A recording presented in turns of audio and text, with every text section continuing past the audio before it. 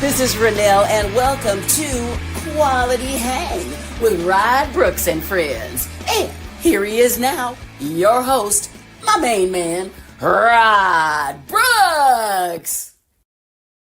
Thank you very much, Renelle. I am Rod Brooks, and welcome everyone to Quality Hang. And as always, I'm joined on this broadcasting adventure by my partner in crime, my friend. He is your friend as well, and the co-host of Quality Hang, Marcus Osborne. What up, dog? What's up, Dr. Brooks? Just checking out a little Wemby action. Yeah. we better enjoy what we have now as Warrior fans and observers. I, as a Rockets fan, whatever team you happen to be a fan of, you better hope they get it now, because oh boy, it's coming. And once he gets all the Infinity Stones, it is a rapidy rap. Okay, I've already seen him. You know, he went to Hakeem Olajuwon. First, he went to chill with the monks in China. All right, when we knew he was serious because he cut off his fro, he went with the baldy, right? And he was communing with the monks. Then he came back. Then he went to go see Kevin Garnett to get yelled at, but also to get that dog instilled in him.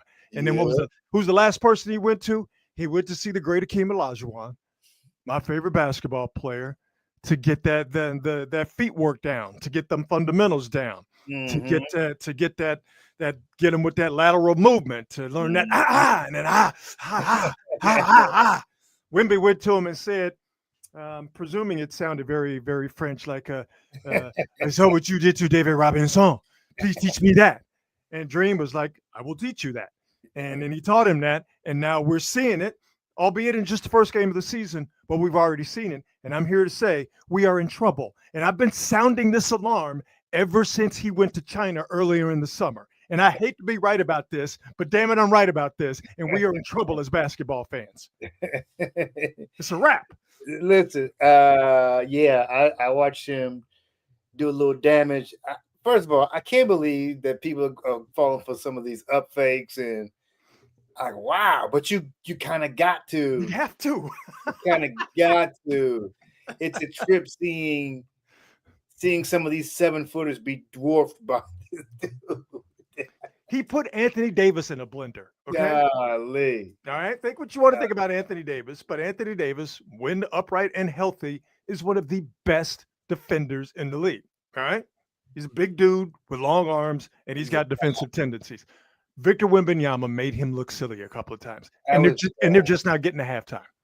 Wild, just wild. We are in trouble. So much to get into on this Wednesday. Thanks for joining us as always. But before we get started, we, per usual, thank our presenting sponsor, the fine folks at Hot Monk Taverns. 3 locations to choose from: Sonoma, Sebastopol, and in Novato. And in all 3 locations, they all do the same great things. Fantastic food from a diverse menu, craft beer selection that is absolutely out of this world, and an entertainment selection that is as wild and as diverse as the craft beer menu and the actual food menu. So check them out online at hotmonk.com to see what they have coming up as far as shows, live entertainment, whatever tickles your fancy. And definitely go check them out in Novato, Sonoma, and in Sebastopol. Let's start with the Warriors here on this hump day edition of Quality Hang. Dubs got their season started last night by slapping around the Lakers, and that was fun to watch. Warriors 119, the Lakers 109, and quite frankly, it really wasn't that close as the score indicates. The Warriors were rocking and rolling pretty damn early in that game. And as a Warrior fan, obviously there was just so much to love. Steph doing Steph stuff.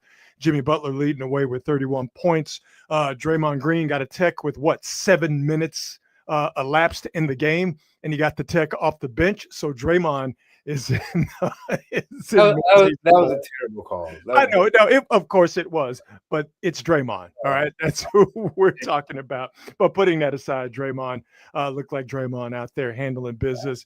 Playing point at times, distributing the ball, and of course being one of the best defenders, not just in the game right now, but in the history of the National Basketball Association.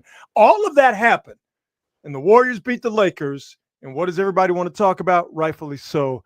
Jonathan Kuminga and what he did last night. 6 of 11 from the field, 4 of 6 from behind the money line from three-point land, 9 rebounds. To me, the most important stat. 9 rebounds for Jonathan Kuminga, 3 of them offensive rebounds. So that means more possessions, more chances for Steph to get up shots. And Kuminga finished it off with 6 assists. This offseason was all about Jonathan Kuminga. And after one game, it sure looks like what we saw in the preseason, albeit understanding that the preseason and regular season, it doesn't matter comparatively speaking. But what we saw from Jonathan Kuminga last night is what people have been hoping for a long time. And taking it one game at a time, Marcus, seeing the way that he played last night, after it being a little bit of a stumble for him early, breaking out of that and playing the way the Warriors want him to play and the way he needs to play to stay on the floor. One game out of 82, but damn, that looked really good from Kuminga last night. Dude, it's just if you're a player with any modicum of talent, it's really easy to play in this Steve Kerr system. And he actually played better in this real game than he played in all the preseason. Oh, yeah. Even with a slow start where you saw him kind of start off doing the usual Kuminga stuff. And we'll get to that. and then somehow, some way, he pulls his head out of his behind and play the way that they've been asking him to play for the last 4 years. Yep. And listen, you hit the rebounds, Rod, but you know what else is significant? 6 assists. Yes, sir. Yes, sir. And he had only 2 turnovers. Like, stuff the stat sheet should be filled when you are Jonathan Kuminga. And it was filled. And it was filled last night. I want to play this post-game sound from Steve Kerr, and it's a little bit lengthy, and but it's very important because what Steve Kerr is saying and the way he's saying it carries a lot of weight. Let's go ahead and roll it. The first half, he took a couple of tough mid-range fadeaways that we don't want. He immediately held up his hand. He realized, that was not the shot. He had, a couple turnovers where he drove into traffic. And second half starts, and the whole talk at halftime was, let's use Steph Curry. Let's use his movement and put pressure on the defense. And because we didn't do that in the first half. And Jonathan, the first few plays of the third quarter, it was beautifully screen for Steph, slipped to the rim. Draymond got him a bucket. We ran our split cut stuff. They both went with Steph. He hit the wide open 3. I think he just has a better sense of what's needed now. Couple of things here. And I want to go back to the beginning of that clip. Boy, that's a terrible place to have that video cut off. I'm sorry, Steve. I'm making you look like you're having a stroke there. That Kuminga reverted back to bad basketball habits in the beginning of the game. And as Steve Kerr said, Kuminga recognized that, raised his hand, realized, hey, my bad, I'm sorry. And then he fixed it and went on to have the very impressive game that he had, scoring 17 points. But here's why what Steve Kerr said is significant and why their relationship, I think, is now going into a better place. Because in previous years, hell, last year, okay, Jonathan Kuminga throws up a couple of let me get mine shots. Yeah. What happens? 2 things happen, okay, and they both run right into each other. Steve Kerr will pull him off the floor, okay, because of those 2 ill-advised shots. Steve Kerr would have pulled him off the floor.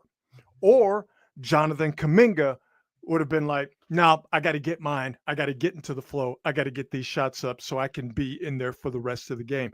For Jonathan Kuminga to realize the error of his ways quickly in the first half of that game, first quarter of that game, getting up those 2 ill-advised shots, for him to understand that, say to the bench, it's my bad, I'm going to do better. And for Steve Kerr to allow him to stay on the court,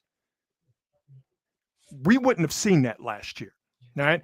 That's as significant, if not more significant, than Jonathan Kuminga's performance in filling up the stat sheet last night. The fact that those 2 men who have been at odds because of the way that Steve Kerr wants Kuminga to play and the way that Kuminga wants to play, for those 2 guys to not have that fight even if it is game 1 of 82, that's as or more significant than the game Jonathan Kuminga had. And the game Jonathan Kuminga had was pretty damn significant last night. Yeah, it's the game they've been wanting him to play for 4 years. Somebody got through to him. And, a lot has been made of the fact that Jimmy Butler has sort of gotten into Kuminga's ear. Yeah, the rest of that soundbite, Steve Kerr, the thing he said immediately after I did the edit there is what Jimmy Butler has contributed to Kuminga's development and getting in his ear. Yes. Yeah, and I think it matters that it came from someone who was not already 100%. Inside the room, because let's face it, as much as he may respect Steph and Draymond and even Coach Kerr, it's different hearing somebody tell you something, because let's face it, inside he's gonna think, oh yeah, they're telling me this because basically they're company guys. They're gonna go with what the coach says, et cetera, et cetera. When you hear from somebody else who's your size, who's doing the things that you want to do, who's done those things in the league, it hit different. And I think it may have gotten to him a little bit.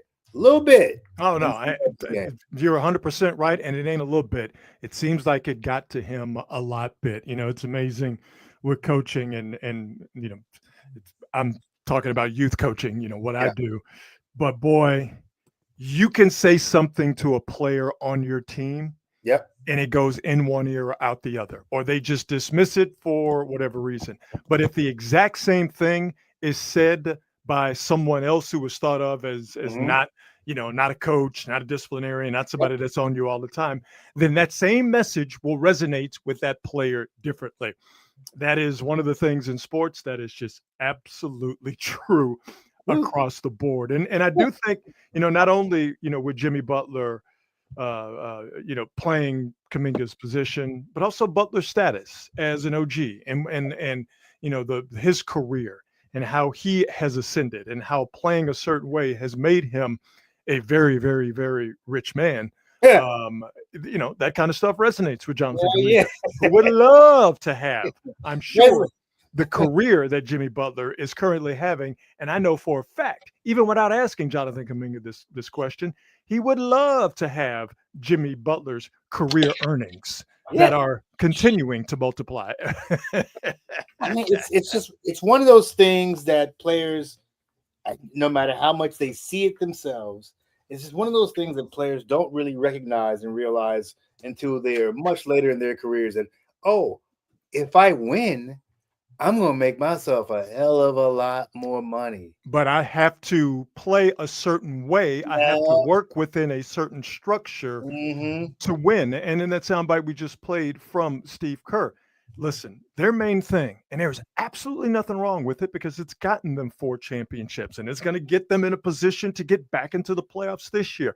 Everything has to run through Steph. Yep. As long as Steph Curry is on the floor, everything has to run through him.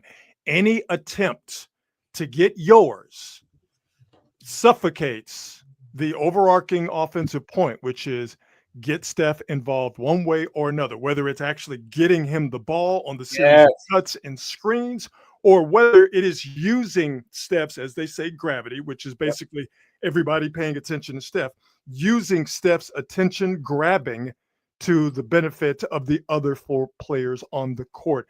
When you get outside of that system for whatever purposes, especially your own selfish purposes, you're hurting yourself and you're hurting the team overall. Once you get that, and once that becomes a part of your basketball ethos, as maybe we're starting to get here with Jonathan Kuminga, everybody's going to benefit, particularly Jonathan Kuminga. So again, 1 game out of 82, but good for him what we saw last night, and good for Steve Kerr too, for him understanding I can't just yank him out after he takes a couple of let me get mine shots. I got to let this dude settle into the game. And Steve Kerr had trust in Jonathan Kuminga, and Jonathan Kuminga rewarded his trust. You know what that is, Marcus? Yeah. That's growth. That's what that is. It is. And let's face it, Kerr felt that trust in Kuminga because Kuminga earned it through his play throughout the preseason, making a very valiant and a very obvious attempt to play the way Steve Kerr wants him to play. And I want to go back, though, to the playoffs last year, because I think what Jonathan Kuminga did against Minnesota, albeit in a losing effort, Warriors didn't have Steph, but Jonathan Kuminga was their only dude. He was the only dude who could get his own shot, because as we saw, Minnesota eventually overwhelmed the Warriors. I think the way that Jonathan Kuminga played in that Minnesota series, Steve Kerr still has an expectation as to how you are supposed to play when Steph is on the floor. But I think that Minnesota series, when Jonathan Kuminga was the only guy who could get his own shot, he was the only threat on the court for the Warriors. Unfortunately for too long in that series. You got to be crazy as a coach if that doesn't resonate with you. And with the Warriors, again, being the only team in NBA history to start 4 guys over the age of 35, and for the Warriors trying to do this for the long haul, having a guy like Jonathan Kuminga and being able to work with him and nurture his talent, even if it does get sideways a little bit, it's in Steve Kerr's best interest to do that. And I really think what he did in the Minnesota series last year brought that mindset to the forefront. Yeah, I also think that JK is realizing what many other players have noticed. Oh, if I play within the system, it actually is easy for me to get buckets. I mean, just when we saw it last night, okay, start running through Steph. Lakers paying attention to Steph. You get easy layups. Oh my God. God. Then you're wide open in the left corner for a couple of threes. So it hit one from the right corner too, if I'm remembering correctly. The game is a lot easier when everybody's paying attention to Steph. There was one play where they're trying to set up a pick and roll play, and Steph got the ball. Well, Steph didn't have the ball. He faked the hand. Was it Draymond? May have been Draymond, but they tried to set up a pick and roll, and Steph was on the move, and nobody went with the ball. Mm-hmm. Everybody stayed with Steph Curry. Literally a walk to the basket. Yeah. Just because both guys went with Curry. It's crazy to watch this stuff. And he's still doing it, man. He looked like Steph Curry to me last night. Yeah, I mean, it's unbelievable. And the beauty for him is that his job is a lot easier because he doesn't have to score 35 points. Every night for us to win this year. Unlike Luka, who's going to have to score well over 30 every single night for the Lakers to have any chance against the top teams in the West and the top teams in the East. Because those Lakers last night scored 40, still lost by 10. Couldn't happen to a nicer group of people. Oh, did I enjoy that? Oh, I enjoyed that. That's hilarious. I stayed up way past my bedtime last night because I'm like, I'm enjoying watching the Lakers spin around like a top. I gotta say this, and it makes me sound like an asshole, and it makes me sound like a hater. I'm not. I'm a firm believer in you need to deliver more than points to be a winner. Mm-hmm. Luka brings a bunch of sort of empty calories to a team. He's gonna be a great player. He's gonna play well, but there's something about Luka's big nights. I just don't feel like they win very often when he has those big nights. Yeah, it'll be interesting to see if they get somebody to run with him. They need a consistent secondary scorer. Yep. And what the Lakers have and what the Warriors don't have, and this is going to be problematic for the Warriors. The Lakers have size. It's just a matter of how they use that size, or how does that size play. And I'm speaking particularly about DeAndre Ayton. But if they cannot use their size, because the thing with the Warriors is what they lack in size and what they have in advanced age, they also have more skill than a lot of teams in the league. Obviously, the skill of Steph, obviously the skill of how they do things from an offensive team standpoint, and just their general get down. Skill, if used correctly, can give size some trouble, especially when that size is not being able to be used, and then you have no counter move. You have nothing else you can come with other than give the ball to Luka and let him score. So, it's clear what the Lakers need. I don't know if they can get it. I hope they don't get it, but I'm going to enjoy watching Luka as the year goes on, him getting increasingly more frustrated because he's going to have to carry all of the load because Austin Reeves ain't gonna be their secondary scorer, or he might be, but it's not a good option for them in my estimation. So, as I say about many players, if such and such is your number one or number two player, you're not going anywhere. If Austin Reeves is your secondary scorer, as much as I like Austin Reeves, you ain't going nowhere because he's got his points are meaningful, but they are just points. Like he's not bringing in anything else. Yeah. And at some point, you got to stop somebody. By the way, Warriors defense looked fantastic. Looked fantastic last night. Absolutely. Wow. Absolutely, it did. Let's get into the San Francisco Giants. We told you, he tried to say in English on Monday about the credible reports that the Giants were definitely thinking outside of the box, most notably Buster Posey thinking outside of the box when it came to the next manager for, Jesus Christ, Wemby. He just hit a fadeaway three where he's being knocked down. I've been screaming this since the summer. We are in trouble, and we're just like, oh, look at this. This is great.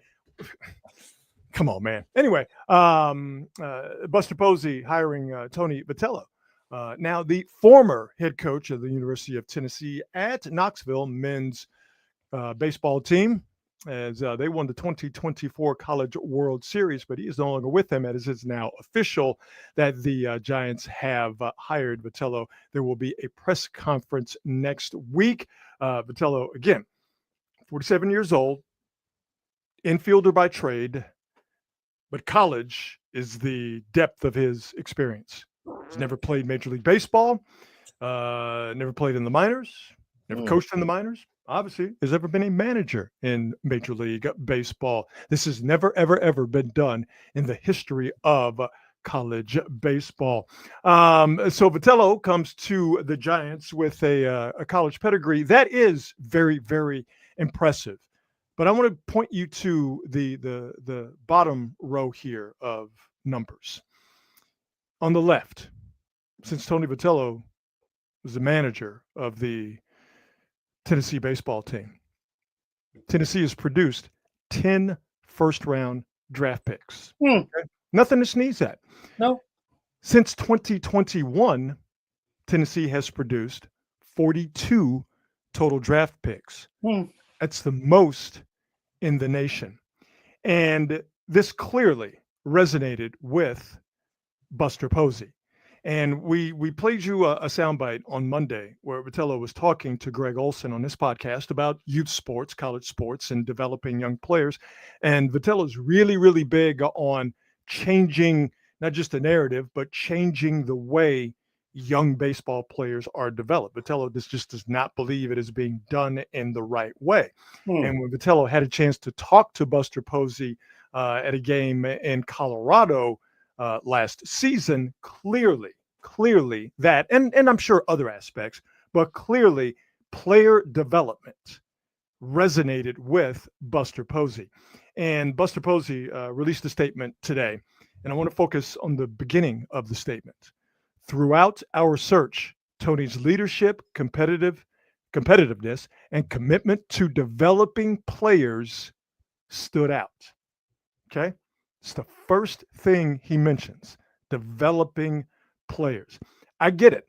I understand it because even though baseball is all about money and how much you have and how you spend it and do you spend it correctly, the development of players is how you get into you get into the winning mode and how you stay in that winning mode. So I understand where Buster Posey is coming from in that regard. And you know, I'm cool with the hire. I like the unorthodox swing.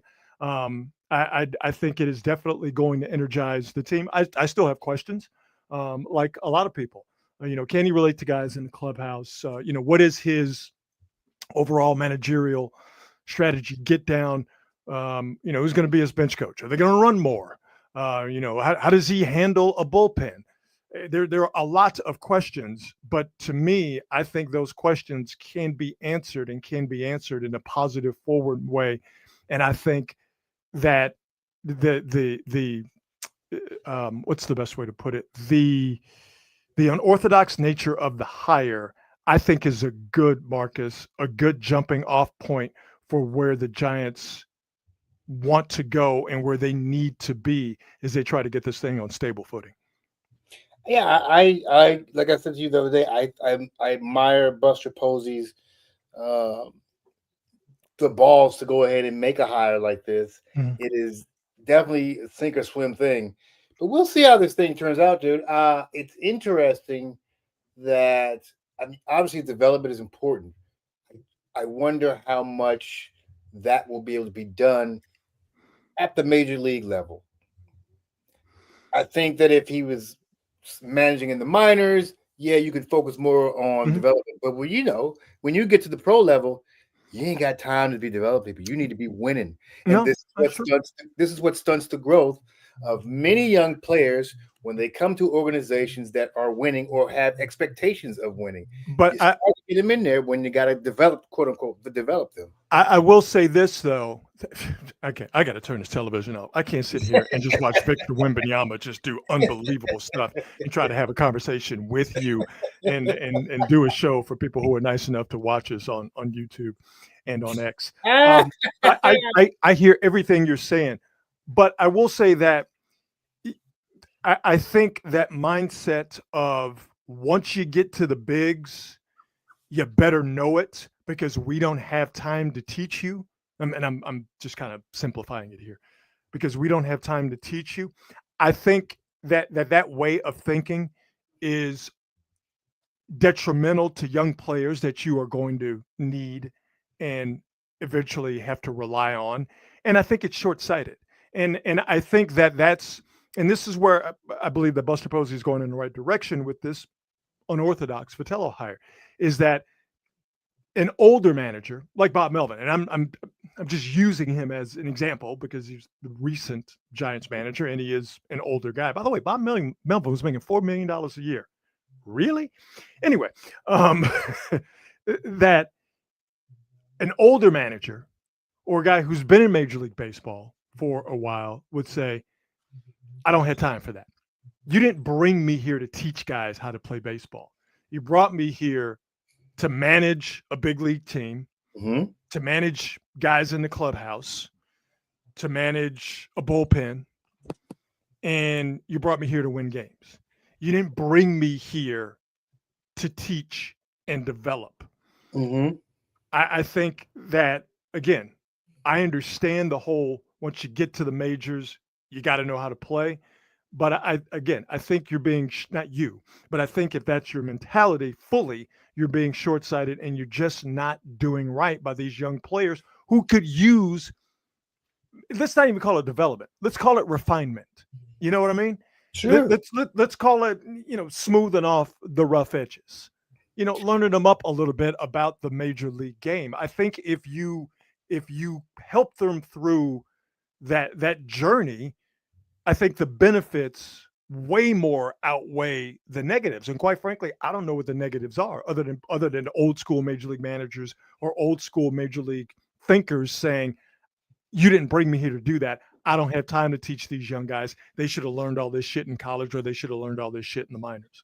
Yeah, I believe that what you're saying is sort of the way that most teams approach young players is Mhm. I'm willing to give you the time to learn certain things. I'll teach you certain things because there are there are so many things that you can learn at the minor league level, and then there's things you have to learn at the big league level. Mhm. And ultimately, what decides on your approach is, and I think it has to be, how important is it to your team to win right now? How much leeway are you willing to give the young player to make mistakes Yeah. at the major league level or at the pro level of any sport if the edict is you better win now? Yeah. Yeah. And Are I we think are we that's are we really talking about the Warriors and Steve Kerr again? Because I'm talking about everybody. I think everybody, because you see this all the time. The reason that OKC is as good as they are is because they gave these young players time to be shitty together. yeah. Yeah. And you had to give them time to be shitty together because there was no edict to win right now. Had there been, many of those young players get traded for seasoned veterans. Yeah. Yeah. I Yeah. think this is where Buster and the new manager are going to have to find some kind of balance. Well, it's going to be interesting to because that, to me, there can't be any serious regression next year. You know, they if it starts to go badly, I mean, he's going to sign a 3-year contract. I mean, unless it just gets completely and totally goofy, he's going to see at least 2 of those 3 years, At if least. not all 3 Yeah. of those years. But it'll be interesting to see if there is any regression and if there's any long-term regression. It'll be interesting to see what the pivot will be. Yeah. I mean, we don't know Or it could turn out great. Who knows? Yeah, we don't know what the expectations are. We don't know what the conversations between those 2 men has been. Listen, I don't want you to focus on winning the World Series this year. I want you to focus on having a better record than we did this past year. Everything else above that is gravy. And maybe playing a different way. You know, Yep. again, I'm gonna go back to stolen bases. Yep.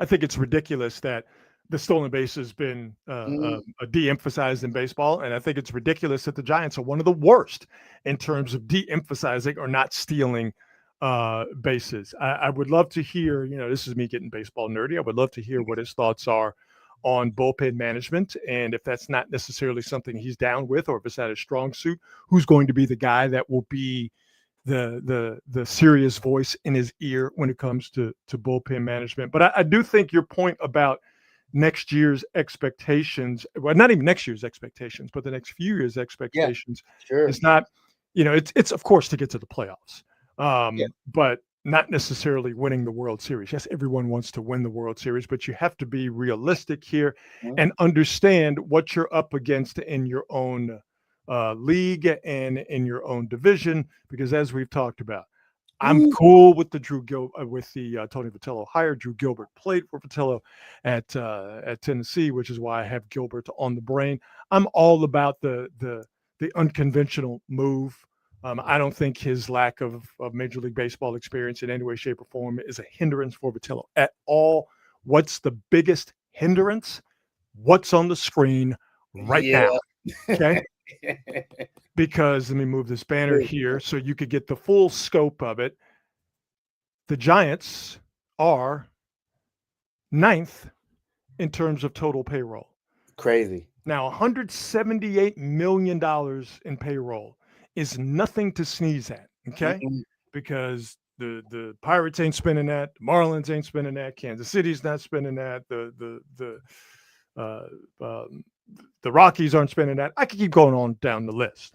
But the teams that are spending and spending more than the Giants, the overwhelming majority of them are in the National League or in their division, okay? And I don't think it's an accident. Matter of fact, I know it ain't an accident. The 2 teams that are in this year's World Series, the Los Angeles Dodgers of Chavez Ravine and the Toronto Blue Jays, are top 10, 1 and 7, respectively, in payroll. For the Giants to be at 178, and for San Diego to be at 216, and for the Dodgers to be at 350, the Giants, they better get that up in the 200s, and they better get that up in the 2 teens, along with developing these young players through the tutelage of Tony Vitello, the new manager, and I believe the 40th manager of the San Francisco Giants, or the Giants franchise overall. Well, Rod, if you go back to that last graphic, sure, you will see this. If I am a fan of the San Francisco Giants, I am insulted by seeing I'm being outspent by San Diego, Toronto, and Houston. Hey. I'm easy. sorry. I'm sorry. Easy. Those teams are not supposed to be outspending the San Francisco Giants. For years, well, maybe with the exception of Toronto, but San Diego and Houston, these were teams that were considered small market, can't afford to keep players, et cetera, et cetera. Well, how are they outspending you, the San Francisco Giants? Well, but, you know, let's use my Astros as an example. What did they do? And they tore the house down to the studs, okay? They lost in excess of 100 games for, oh man, what was it, like 3 years in a row? I forgot. I blanked out during that period.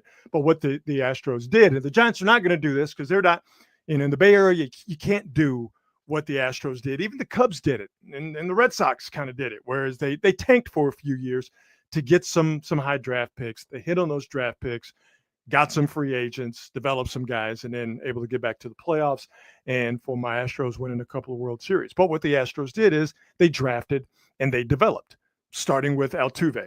And then they got Bregman, and then they got a couple other guys whose names escape me at this point in time. So the Giants are not going to do anything as dramatic, but the Astros drafted, developed, then went out and started getting some guys in free agency, mainly pitchers. For the Giants, to me, it's the exact same, not the exact same, because again, they're not going to tank as the Astros did, but it is a similar course that they should follow. Now, the Giants are already ahead of the game. They spent money free agent wise, getting Matt Chapman a couple of years ago, getting Willie Adames last year, getting Rafael Devers. So they got guys who could play. They got studs, and these guys cost money.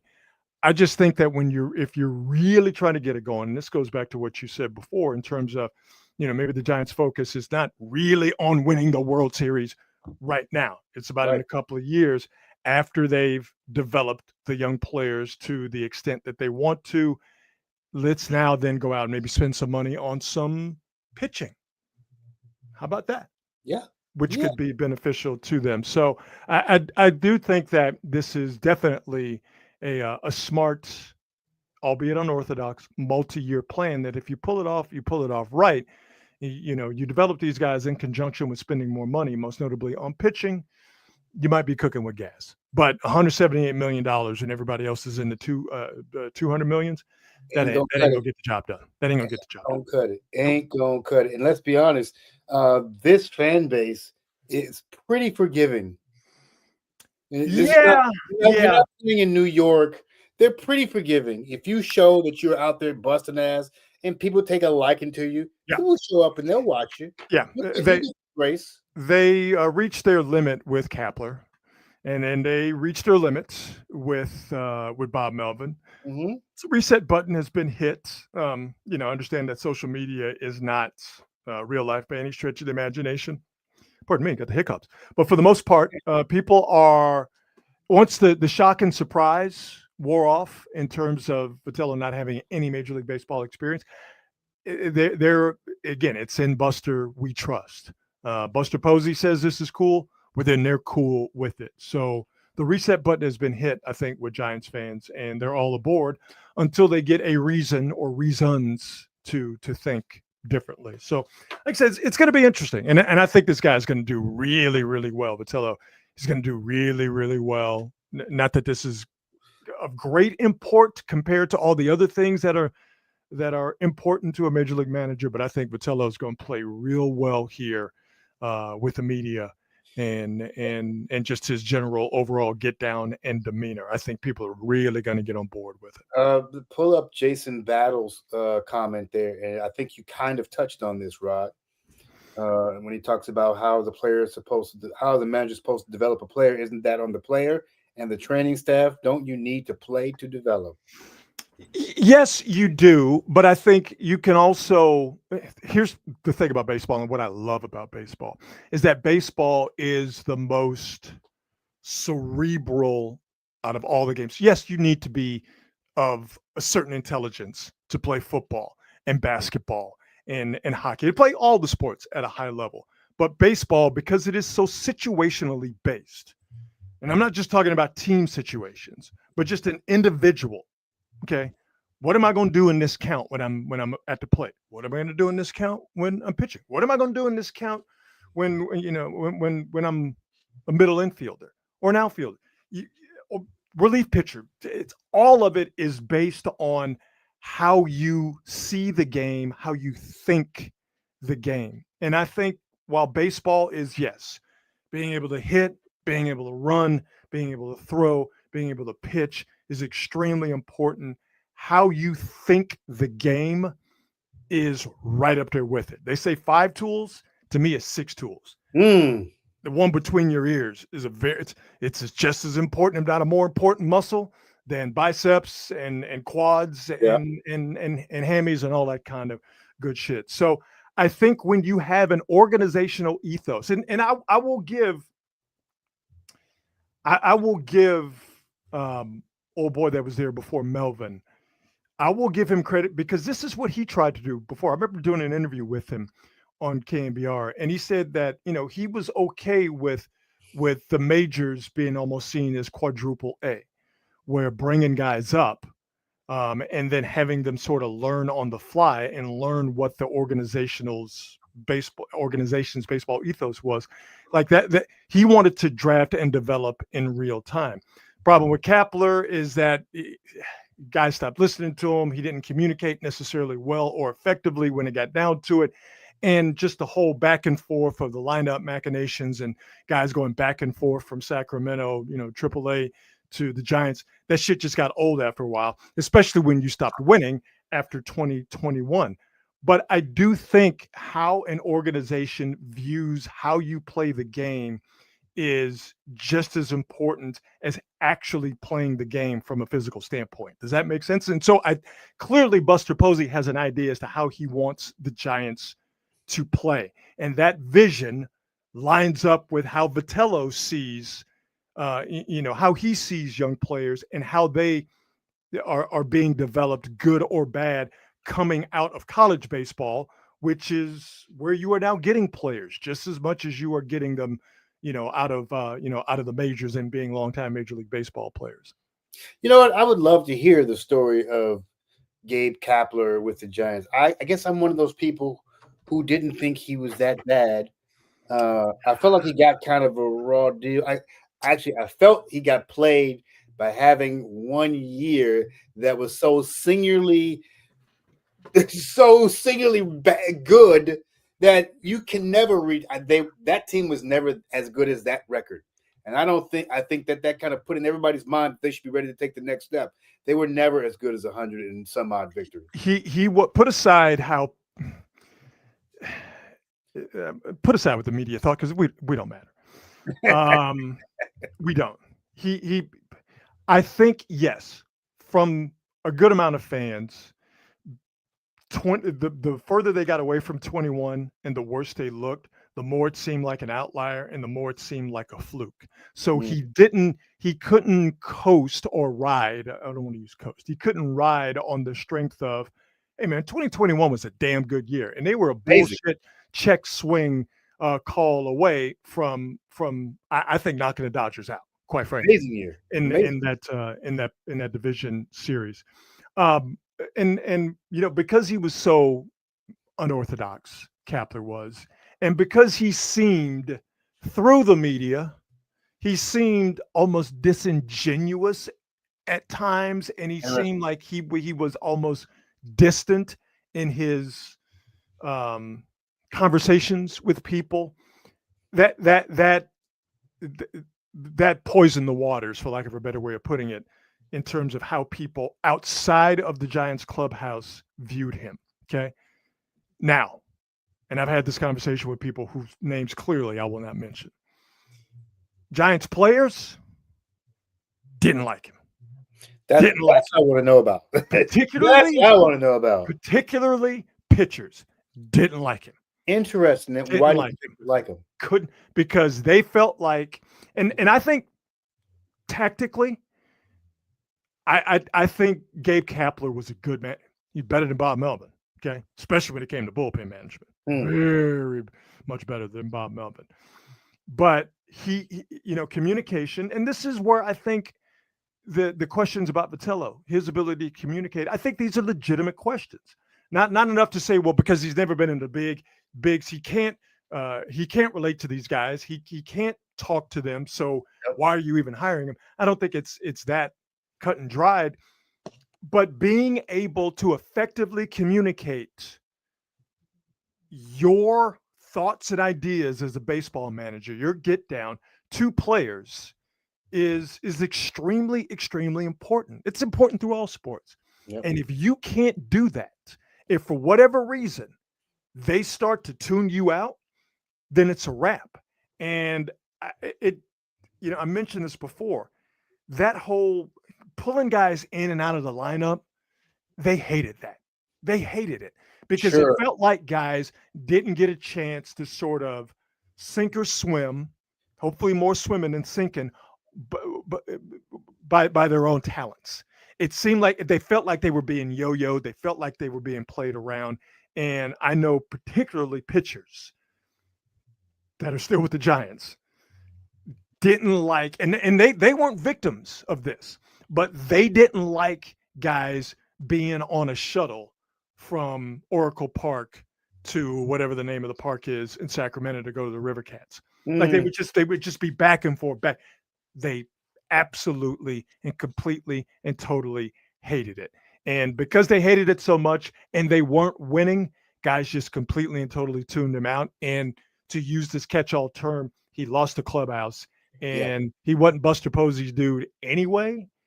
So, and also, I mean, how much was Farhan involved in this? Like, how much power did Kapler really have? Which is also one of the things I kept hearing about. Well, I mean, Farhan was kind of really the one pulling the strings. Well, I mean, they had, and this was Buster Posey's first course of action, and this is why people, I mean, they dug him because he's Buster Posey, but putting aside he's Giants legend Buster Posey, they dug the fact that they got rid of the analytics office that was inside the fucking clubhouse of the Giants. If you walk into Giants clubhouses, I'm looking at the camera. On the left side, as soon as you breach the doors of the clubhouse, okay, you push those double doors open. On the left side, the first thing you will see is the manager's office. Right across the hallway, okay, the doors are behind me now. Right across the hallway from the manager's office was just a room, okay? Before it'd just be a couch in there, it was just kind of a room where general manager would come in and he'd hang out there for a little bit because you don't want to go into the inner sanctum, if the player's clubhouse, if you don't have any actual business in there. And that goes for the general manager as well. They leave that to the players. But that would be just kind of somewhat of a communal area. When Farhan was there, that was the analytics office, okay? To have the analytics people, to have the nerds in the clubhouse. That is hilarious. Across the hallway from the manager. Come on, dog. So that's a bad look to begin with. So but the Farhan thing, to me, it's separate than Kapler. Because yes, while Farhan and Kapler were, in cahoots in terms of working together to craft a strategy, whether it's an offensive strategy, a lineup strategy, or a pitching strategy, Gabe Kapler was still the dude that was in charge of effectively communicating that strategy to the players, and he wasn't effective at it, especially as they got further and further away from the success of 2021. So there you go. Interesting. I want to hear that story. Yeah, I'll tell you the players, but they after a while they just got tired of Gabe Kapler. They didn't bang with him no more. You have to really lose them after, what was there, 3 years? I thought it was 4. I don't remember exactly. 4. But that's pretty fast for the players to get sick of you. Yeah, well, pretty speedy for that to happen. It happens. 100%. It happens. All right, moving on. Let's get to the Niners here real quick before we get to on this date and the best thing I heard today. Real quick, Niners first practice in advance of their game against the Texans on Sunday. And, of course, it is all about injuries. Brock Purdy still dealing with that toe. He's out there. He's working out, but he's not practicing. He's not running the team. He is still limited. Ricky Pearsall, Huff, and now Diamador Lenore dealing with a quad injury. All of those guys were relegated to side work, and Pearsall and Huff are not going to play, and Brock Purdy is not expected to be up on Sunday against the Texans. Diamador Lenore, that's the newest, that's the latest injury news that makes Niner fans want to bang their head against a brick wall. The severity of it, I do not know. So tomorrow will be very interesting, and we will definitely know by Friday Diamador Lenore's status for the game on Sunday against the Texans. But his quad injury is the newest injury designation for the Niners. So, yeah, one step forward, big step with a win, and take a step back when it comes to injuries with Huff and now Diamador Lenore. So that's Niner football in 2025 in a nutshell. What are you going to do? That's it. What are you going to do? Drink heavily. That's what you do. Drink heavily. Hey, yes, sir. You know what? We did hit on that other game from last night, the Rockets and OKC. I mean, there's really no reason to talk about that. We can just move on. No, Rockets need a point guard. That Fred VanVleet injury, the Rockets are clearly an extraordinarily talented team, especially now that they have Kevin Durant. And their size is going to give people problems. Alperen Şengün was absolutely fantastic last night. The Rockets are going to be a fun watch. But for Kevin Durant to not get the requisite amount of touches in the second half, yeah, could Durant have been more vocal and forceful? Sure. But to me, that points directly to not having a point guard. And Fred VanVleet tearing his ACL is going to be a problem for the Rockets this year unless they get themselves another point guard because Reed Shepherd ain't it, baby. Reed Shepherd ain't it. And, I mean, it was a great game. I hated having to turn away to catch the Warriors, but it was a great game. And I'll be honest, though, booing Kevin Durant is kind of lame at this point to me. It's been almost 10 years, man. Now, you got to move on at some point. I mean, but fans, they're not rational. And fans can definitely be lame. Yeah, I mean, the people in Seattle booed George Springer when he got hit on the knee, and then, not booed, but cheered when he got hit on the knee. Oof. And what did that get him? That got him a 3-run homer off the bat of George Springer, and now the Mariners are still the only team to never make it to the World Series. But yeah, if there's one behavior trait that fans unfortunately exhibit on the regular nowadays, it's being lame. And yeah, booing Kevin Durant is lame. Like that happened. He's gone. You got a championship. Why you tripping? Move on. Facts. I want to pop one more thing out. Please. Here's what I love last night. I actually mentioned it on social media today is I love the fact that NBC treated the games like they were important. The entire production was fantastic. And as I said, like it's easy to get, caught up in Charles and Kenny and Shaq, and they end up overshadowing the games more often than not. NBC went in going, we're going to treat this as if this is the NFL, and the games are going to be the story. Every story is going to be about the games. Mm-hmm. We are going to be furniture. We're not going to be the company. And I love the fact that they handled it that way because they produced it like it mattered. Yeah. I mean, all they had to do is just do the opposite of what ESPN does on a nightly basis. Make it about the game. Don't make it about your personalities. Yeah, facts. Now, we do have some issues with that studio show. I mean, I like Maria Taylor a lot, actually. The rest of those guys, I guess they're going to have to grow on me. It's weird that they don't have anybody who actually has won a championship on that thing. That's odd to me. I looked at all those Carter, Carmelo Anthony, and oh my God, with the handle. Name escapes me. But all three, none of those guys ever won. Yeah, I didn't watch it. I just watched the game. Yeah. I'm like, you can all these pre-game shows. It's just weird to me. Like when the postseason comes around, it's going to be fair for people to hear those dudes talking. People to go, what do you know? Well, isn't that what they're paying Michael Jordan for? No.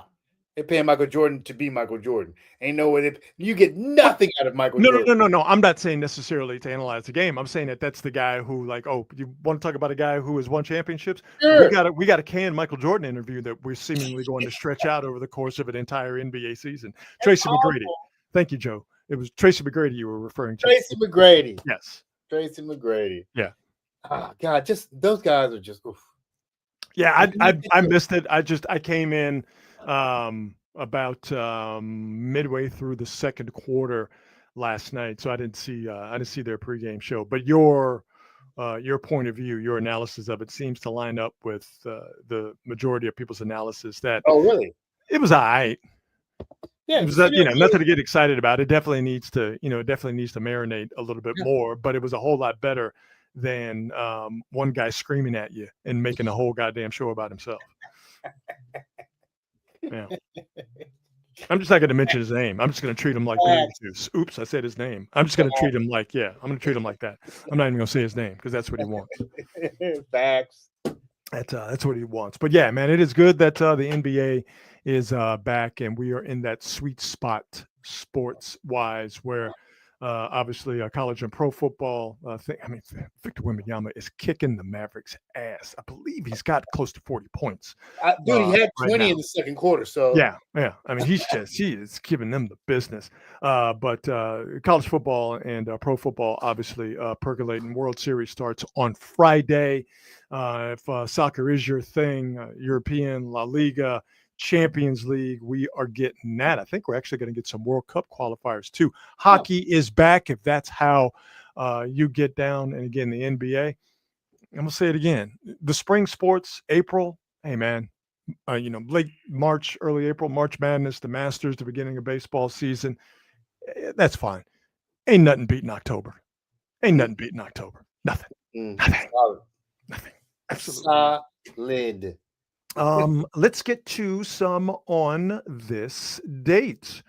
On this date in 1969, the mighty Led Zeppelin dropped their second album, strangely named Led Zeppelin 2. How did they come up with that title? Led Zeppelin 2, obviously. Classic. Whole Lot of Love is on Led Zeppelin 2. Ramble On, Moby Dick, I think. What Is and What Should Never Be. Led Zeppelin 2, Stone Cold Classic, baby, came out on this date, October 22nd, 1969. Yeah, man. I mean, they are pretty much the blueprint that everybody else kind of plays from at this point, aren't they? Like Zeppelin, baby. Yeah, rock music as we know it today, pretty much they're the blueprint of it. Yes, yeah. The Beatles started it, and Led Zeppelin, with some blues riffs and blues songs that were lifted, and they didn't give the proper people credit. Talent borrows, genius steals. I guess you could look at it that way. And Jimmy Page is always acknowledge genius. Yeah. They definitely acknowledge. Eventually, they didn't necessarily acknowledge with any money, but that is the other part. Led Zeppelin ain't the only ones to not acknowledge with any cold hard cash. But the Beatles, they were the first ones, and then Led Zeppelin came along and turbocharged it. We talked about this, when Sly Stone passed away a few months ago. Can you imagine hearing Whole Lot of Love for the first damn time? It's a trip, dude. Like it's so ubiquitous now, and it's been that way for 50 some odd years. Think about it. But if you can for a second, just put yourself in the place of somebody on this date in 1969, going to the record store. What's a record store? Ask your grandparents. Going to the record store, buying Led Zeppelin 2, going home, putting it on the turntable, and the first thing you hear is Whole Lot of Love. It is. Come on, dog. It is the curse of originality is what plagues so many of these artists, because people hear that now and they go, what's the big deal? Yeah. You wasn't there. You wasn't there when it first hit. Wasn't nothing else like it. It's a big deal. It's nothing now because everybody's doing it. Yeah. You wasn't there at the beginning. It staggers the thought process if you really take a moment to think about that. There was a time before Led Zeppelin, and there was a time before A Whole Lot of Love, and people heard it, and it had to have rewired some people's brains on this date. In 1969. On this date in 1976, the cinematic classic Car Wash was released in theaters. Car Wash, baby. I have seen that movie so many times. Of course you have. So many times. Yeah.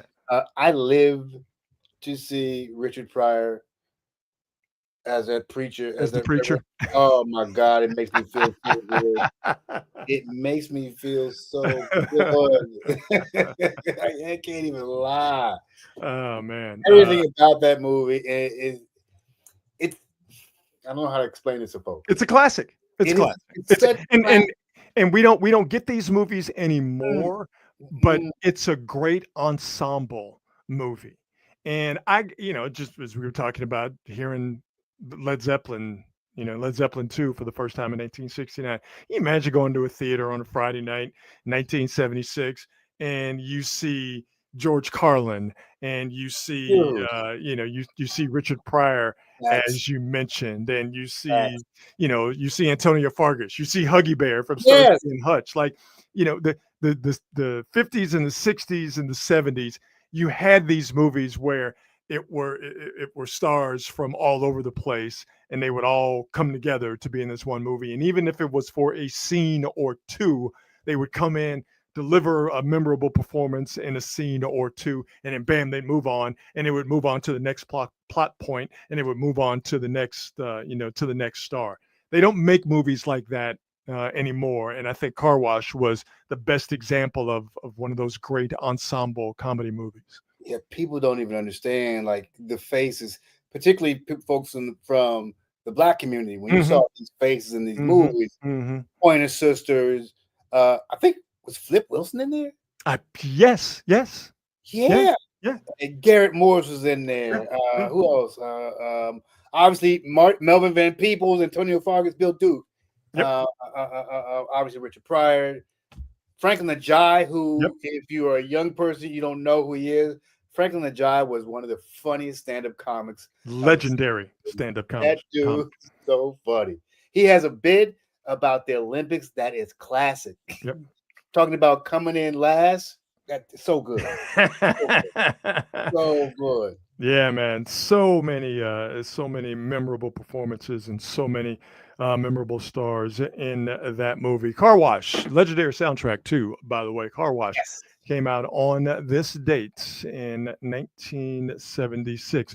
Going all the way to 2002, one of my favorite bands released one of their most Hey, famous albums, the Foo Fighters, hey. released One by One on this date in 2002. Foo Fighters' fourth album, and this includes two of their best songs, All My Life and Times Like These, are I like contained this on great record.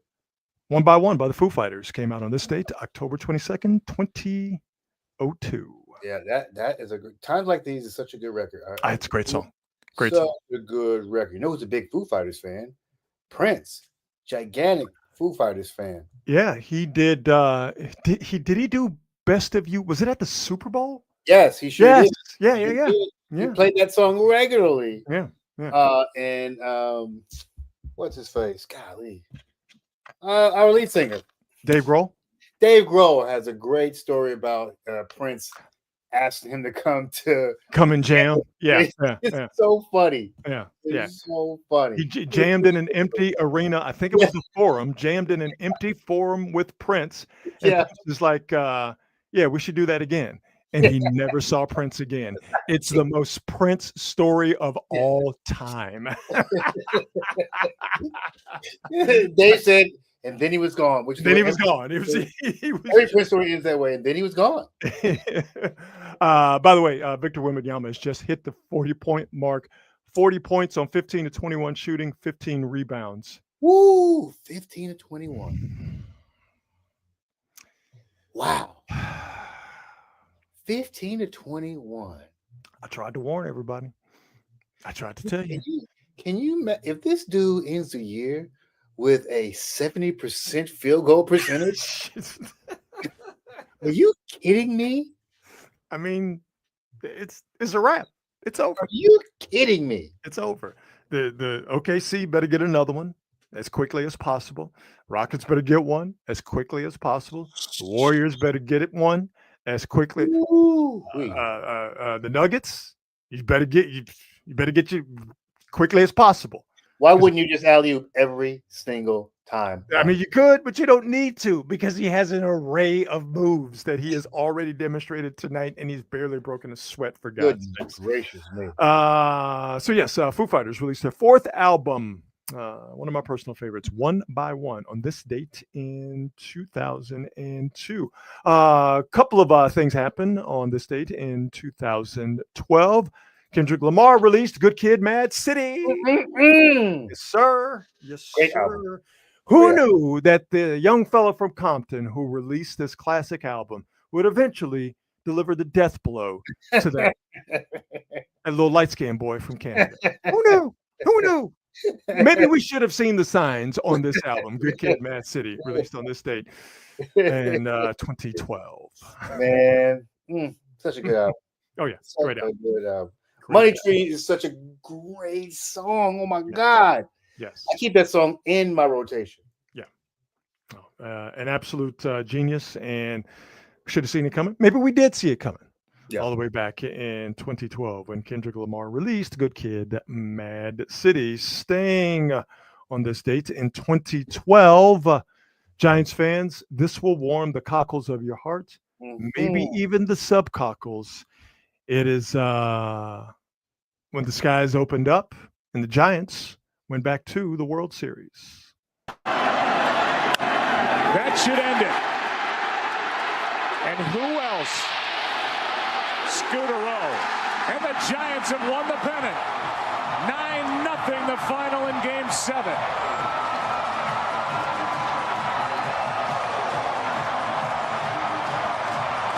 Ah, yes, the good old days. Hey, look, And the where's fans coaching? here in San Francisco finally have a chance to celebrate with their Giants. Well, thank you very, very much, Tim McCarver. Yep, Giants won the pennant. Marco Scutaro caught that infield pop-up in the driving rain. You could see it was starting to puddle on the field, but obviously that game was in no danger of going to extra innings with the Giants having 9-0 lead. And again, Scutaro, that pop-up in rain is always going to be replayed finally in the minds of Giants fans. They went back to the World Series the second time in 2 years and eventually beat the Detroit Tigers to win the second title for the city of San Francisco. Dude, you know what's funny? That A's to Giants, Giants to A's pipeline. Seeing Marco Scutaro up there, like, oh my God. Yeah. How many guys went from the A's like he did to the Giants and vice versa? For decades, we shared players. It's really interesting to see at this point. And, A's. yeah, man. The good old days for the Giants. Giants going back to the World Series on this date. Marco Scutaro catching that pop-up in the rain. That was another year. It could have been another Bay Bridge series. Could have been That's right. Was that the year that Giambi didn't slide? Was that the year the Jeter flip, or was that before? 2012. No, that was after. Okay, it was after. Okay. Matter of fact, I think that was the year that they made that. They lost to Detroit, I think. Oh yeah. No, you're right. You're right. And they made that big comeback from like 10 games back or something like that. Yeah. Oh, they blew it. Oh God. Yeah. Well, I was just trying to bring up good memories, and all of a sudden now your bad A's memories flooded back. I didn't mean to. They are bittersweet memories because the A's won a lot in those years. So I mean, they're good memories. It's just they're not here anymore. That's the bitter. There you go. On this date, October 22nd, Led Zeppelin released Led Zeppelin 2. Car Wash premiered in theaters. Foo Fighters released One by One. Kendrick Lamar released Good Kid, Mad City. And Giants go back to the World Series. Those are good ones. This date in 2012. Yeah, man. My favorite part of the show is doing on this date. We always end with the best thing. It's either the best thing I've seen today or the best thing I heard today. Today, it is an auditory gem. Speaking of the Foo Fighters, the best thing that I've heard today is a snippet of a song that the Foo Fighters are going to release tomorrow. Want to hear it? Sure you do. Let's go.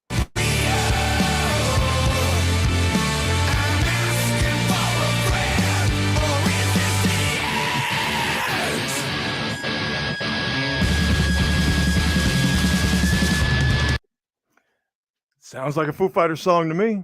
I like. Okay, that sounds like it could have been a song from any era. Dave Grohl screaming his balls off. Yeah.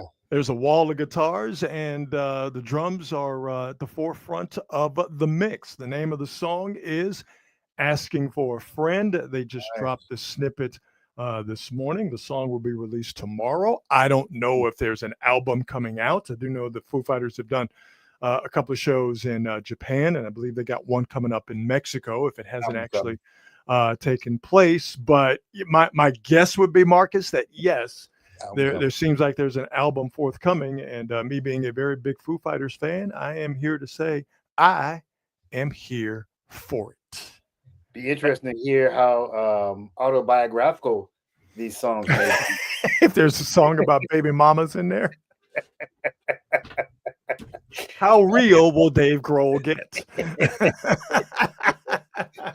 Hey, I'm just asking it. How real we getting? How real we getting? Jay-Z did it.